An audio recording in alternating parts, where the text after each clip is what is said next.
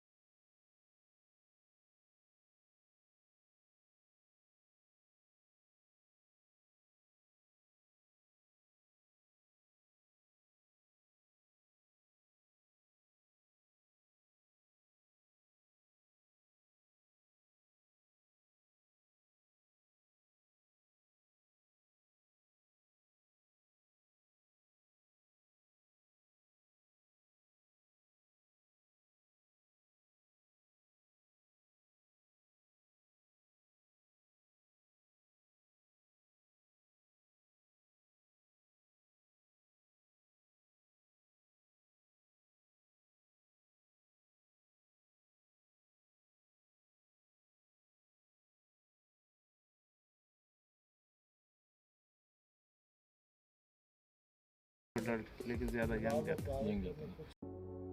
नजर अब्बास साहब कह रहे हैं कि 1 लाख का पेयर यानी जोड़ा 1 लाख का, एक की कीमत हो गई 50,000 रुपये। कितनी कम कीमत है, इंतहाई कम कीमत है। पाकिस्तान में ईद के दिनों में आपने ये देखा होगा कि एक बकरे की कीमत 50,000 से शुरू होती है, 1.5-2 लाख तक चली जाती है। ज़्यादा सेहतमंद बकरा 2 लाख का भी बेचा गया है पाकिस्तान में। और ये हिरन है, नायाब हिरन है, जिसको लोग शौक़ से रखना चाहते हैं, शौक़ से पालना चाहते हैं, वो दिया जा रहा है सिर्फ 50,000 में, पेयर 1 लाख में। अभी 2 लाख इसकी कीमत हो जाएगी।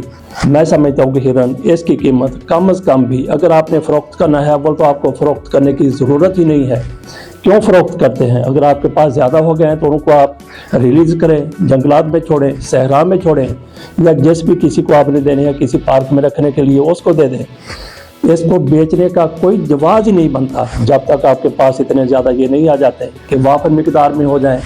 अगर कुछ लोग खरीदना चाहते हैं, बहुत ज़्यादा उनको शौक़ है इनके पालने का, तो फिर ये कर लें कि वो हिरनों की नस्ल को बढ़ाने के लिए डोनेशन दें, लाख रुपए दें, 2 लाख रुपए दें, करोड़ों रुपए दें। जो बंदा करोड़ों रुपए देता है क्योंकि ये शौकीन है हिरन पालने के, जो बंदा करोड़ों रुपए दे देता है तो उसको 2-4 पेयर देने में कोई हर्ज नहीं है। सर-ए-दस्त हम यही बात करेंगे कि अभी इसकी फ़रोख्त फौरी तौर पर बंद कर देनी चाहिए। इस हवाले से हम मुतल्लिका महकमे के हुकाम से भी बात करेंगे, उनका इंटरव्यू करेंगे, तो उस दौरान ये मामला ज़रूर उठाएंगे। बहरहाल इसकी